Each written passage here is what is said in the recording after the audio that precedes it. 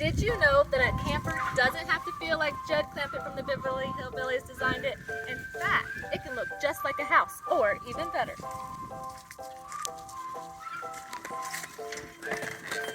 We have a full-size bed with zippered bedding for easy bed making, gorgeous wall sconces all the way from Turkey, and 3 huge drawers for all of your socks and undies.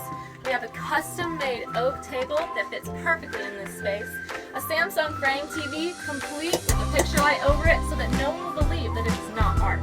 This kitchen might be small, but she is like nothing you have ever seen.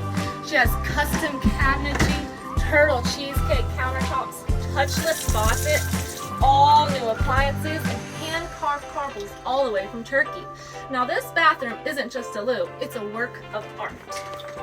This wall stencil is gorgeous in here with the 5-in-1 shower head, the arched cabinetry with lighting to look fancy, access to your closet, and an acid-etched mirror from the 1920s. Last but not least, we have this massive closet with room for all of your cute clothes and for a washer and dryer if you want it. I mean, really, do you see how much hanging room you have? Even though this camper only is 20 feet long, she certainly doesn't lack in style